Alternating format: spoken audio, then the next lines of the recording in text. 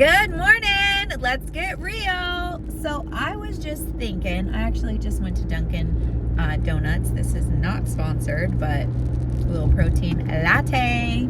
And I went to Dunkin' Donuts and she handed it to me and I'm like, it doesn't look like what I ordered. I didn't say that, but in my head I'm like, that don't look like what I ordered. So I asked her, I said, is that chocolate on top? And she's like, well, let me see. And so I showed it to her and she's like, yeah, it looks like chocolate. I'm like, oh, okay, thank you. Are we sure this is mine? Like, I had already taken it into my car. So I'm like, okay, I'm just going to get a surprise of chocolate today. And it made me chuckle a little bit. Like, could I have thrown a fit and said, remake it? I didn't ask for chocolate. I could have, but honestly, is it worth it? No. They already made it. There was a line of people behind me that I'm sure were more in a rush than I am. I have somewhere I need to be. It's fine. I can have a little chocolate on top of my little coffee. And maybe I'll love it. Maybe that'll be my next new favorite thing. Who knows? Could I have thrown a fit about it? Could I have made her remake it? I could have. But honestly, was it worth it? No. Now, it's a $4 coffee, $4 coffee. If I was at a restaurant and it was a $50 steak and it was overcooked or undercooked, would I send it back to have it cooked more or less? Absolutely. If it's $50, absolutely. But $4, I will just enjoy the chocolate and call it a day. And honestly, I took a sip of it and it's actually pretty good. I mean, it's probably more sugar than I need, but it's fine.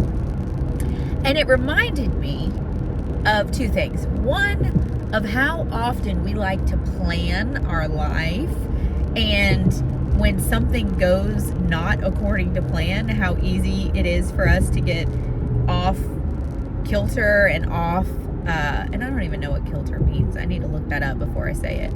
But off, like, course. Sometimes we're so focused on, I'm going to figure everything out, I'm going to have everything done. And then when we don't have everything done or we don't have everything figured out, it like throws us off and it, ruins our day. And then we're frustrated. And then, well, this went wrong and this went wrong and this went wrong. Instead of just embracing the journey and saying, you know what, I'm going to have chocolate in my coffee today. I'm going to have insert thing that you weren't planning on happening today. And it reminded me when I was, I don't know, like 12 or 13, I was in middle school. We had moved up to Maryland because that's where my dad's family is originally from. And my dad's family has a farm. And my pop-pop had gotten sick with lung cancer. And so we had moved up there to help, to be there, to spend time with him because we knew that, we hoped that God would heal him, but we knew that there was a possibility that that wouldn't happen. And my dad loved his dad so much. Like, it makes me tear up just how much my dad loved his dad. But he wanted to be close to him and he wanted to be there for him and he wanted him to know that he loved him and he wanted to be able to help with anything he needed. And so we moved up there. Well, I went to a new school and I had all new friends. And was it my plan? No, absolutely not. It wasn't my plan. That was one of the most heartbreaking things from my childhood outside of my dog getting killed. I loved my pop-pop and he was this giant of a man, and it was very hard to see him, weak, not eating, losing weight. It was hard. But through that time, God is a present help in time of need. God brought me one of my best friends at that time, and her name is Whitney. Whitney, hey girl, if you're watching, and we've stayed in contact. We're not as close as we used to be, but she was probably my best friend outside of my parents and my family at that time.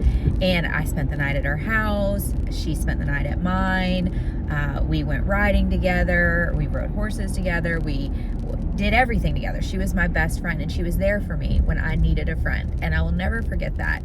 Well, this little teeny town in Maryland, where most of the people in the town are related to me, finally got a red light. Well, they had a red light, but they finally got like an actual intersection, and they got a McDonald's. And I remember it was like the biggest deal in the world when this McDonald's was being built, because before that they just had a Rite Aid and an IGA, and my mom worked at the IGA, and now my aunt works at the IGA, and they cooked all the food for the deli, and everybody knew them. My people are just good people. And shout out Aunt Carolyn if you're watching this. I love you so much, and I wish I was eating your chicken and dumplings right this second, or your sweet potato buns, your little sweet potato rolls. Oh my gosh, I wish I had one right now with some butter toasted. So good. Please write your cookbook. I need it. And so we got this McDonald's in town. And we were just so excited to have a McDonald's, because the nearest McDonald's was in Salisbury, and that is like an hour away. So if you can imagine, we had to drive an hour to get groceries other than IGA, like at Walmart, which we took my mom Helen once a week to get her groceries in her little green, I don't even remember what it was. It was a station wagon, but it was fun. I love my childhood.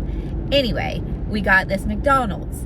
And so Whitney would always order a hamburger with just pickles. And I ordered a hamburger with just ketchup. That was like my order. Hamburger, ketchup, hamburger, pickles. Well, they messed the order up. And so they gave us hamburgers with, and before you at me and you're like, girl, that ain't even real meat. Back then, I'm hoping that it was. Anyway, they messed up our orders, and they gave us hamburgers with pickles and ketchup. And I remember the first time I bit into it, and I'm like, this is different. This is good. Now, it's still to this day, 25 years later, I order burgers with pickles and ketchup only. Now, if that would have never happened, I never would have added pickles to my burger. And I love pickles. I grew up eating pickles by the jar. Like, I could crush an entire jar of pickles, like, in one sitting. I have this friend, his name's Graham. Shout out, Graham, if you're watching this. You probably are not, but if you are, shout out. And he is like my little grocery store. He makes me stuff all the time. And one of the things that he makes me are these amazing pickles that he, like, cuts the cucumber, makes the brine, cans them. They're delicious. I have to fight people in the office over them. They are just so good. Anyway, I love pickles. I can crush an entire jar of pickles in one sitting. Now, I do not recommend that. I don't think that's necessarily good for you. That's a whole lot of vinegar and seasonings, but cucumbers are good for you. Anyway, I love pickles, but I never had them on my sandwich until somebody messed my order up. I just want to talk about that for a second. What was a messed up order became my favorite thing. Sometimes in life, we have these orders of our life that we're like, I want this, and I want this, and I want this. And when it doesn't go as planned, we have two choices. We could start loving pickles and ketchup on your burger, or you can send it back and complain. I chose to love it. Now, there's certain things in my life I've chosen to throw it back and complain, mostly relationships. But it made me chuckle a little bit today. And I'm like, how many times in my life have I wanted something? And God's like, you know what? I'm going to give you something else. You don't even know it yet, but it's going to become your favorite thing. Another story, when I was in high school, my high school sweetheart, my little boyfriend at the time, who I just thought was the greatest thing in the world, and I just wanted to marry him. He got me tattooed on him, both of his legs, my name, my picture, a picture of him and I together, and we were engaged. He got me this beautiful engagement ring and proposed to me on graduation night, and he was my first love. Like, I just loved him, and I would have spent the rest of my life with him if he didn't get real bad into drugs and alcohol and completely ruin his life. And so in that season of God, I want to be married. I want to have kids. I want to start a family. I've graduated high school. I'm going to college. I have a career. At the time I was doing hair and working at the radio station, and I was a manager at a surf shop on Fort Myers Beach. And so I had 3 jobs. I had good money coming in. I had my dream car, which was a 78 Nova, and I had an 84 Silverado pickup truck. Like, life was good. And I thought, I got the man, I got the car, I got the jobs, I got the money. We were looking at houses and planning our future together.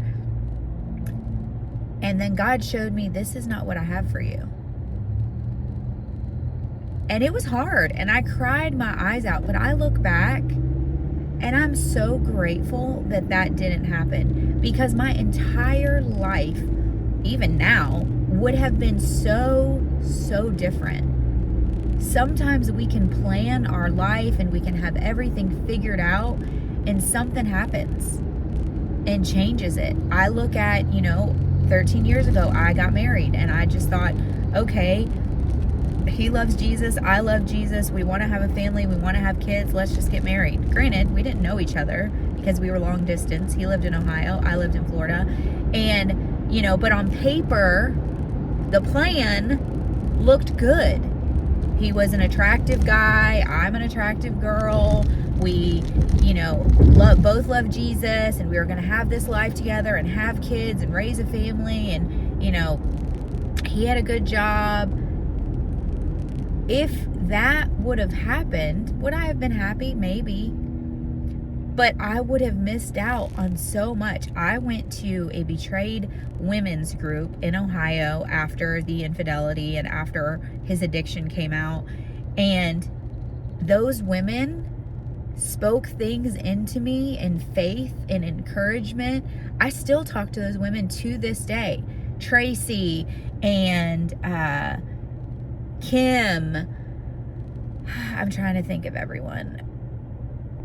Lucy, Melinda, Kathy. Like, there was probably 20 of us when we first started. And I look back and I'm like, I can't imagine my life without those women in it.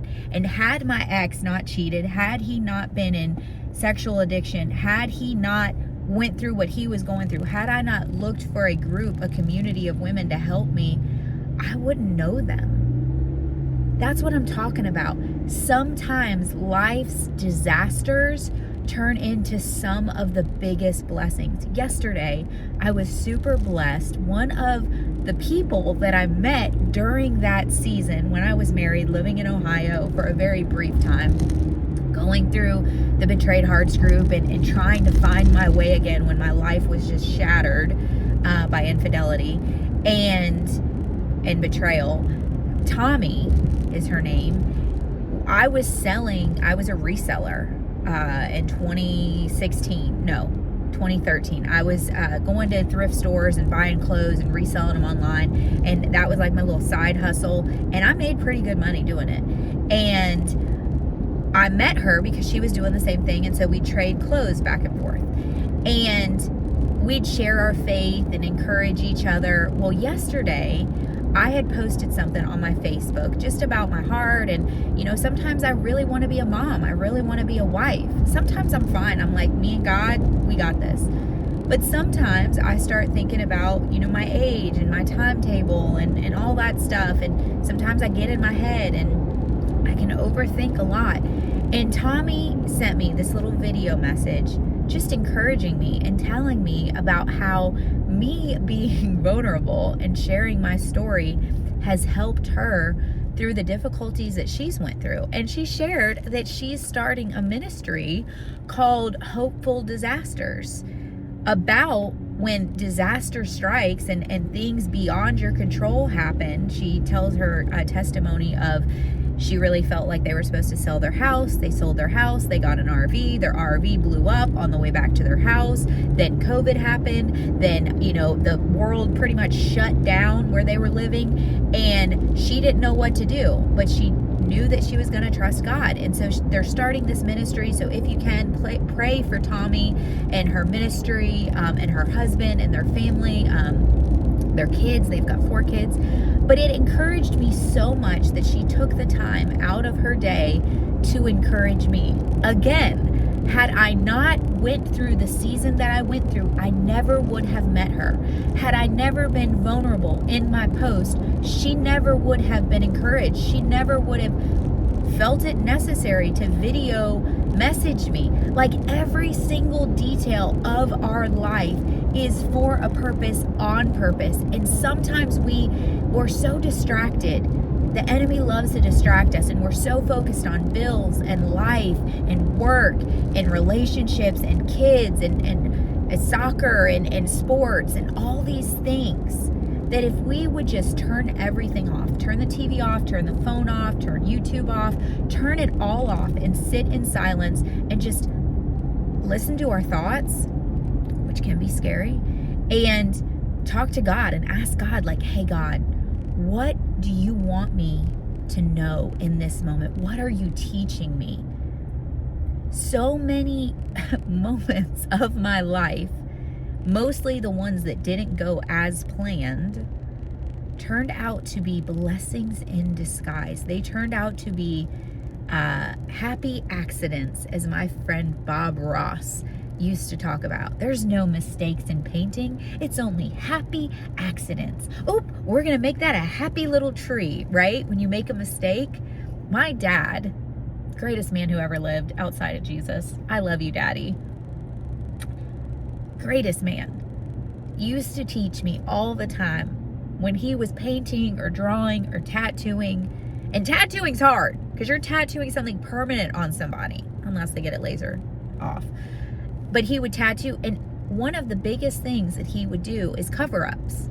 So people would come to him, and it was at one of his ministries. He had many ministries. He had a biker ministry, and he just loved people like Jesus. And he was just a broken, honest man that shared his struggles with people, and it helped them. And it taught me to do the same. Everything I am is because of Jesus and Mama and Daddy, everything. And so people would come to him with, gang-related tattoos or their ex-wife's name or just things they weren't proud of, maybe shameful memories of their past, maybe, things that they got when they were young and dumb, and they're like, I've grown out of that. I'm a businessman now. I'm a father. I can't have this on me anymore. Maybe they're a politician and they can't have it on them. And so he would cover the tattoos up, and he was so good about that. And as he was covering their tattoos up, taking something that was ugly and making it more beautiful, he would tell them his testimony, and he would tell them his story.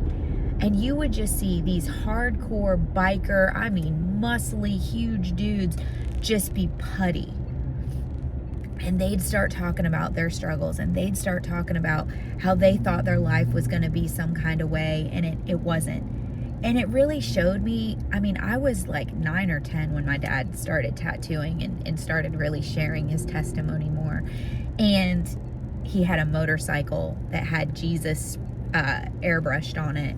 And he built motorcycles and painted them. And it said, Rock of Ages. And people would ask him all the time, like, who is that? Is that you? And he'd be like, no, that's Jesus. But he had long hair and he had big muscles. And so people, be like, well, it kind of looks like you, Bobby.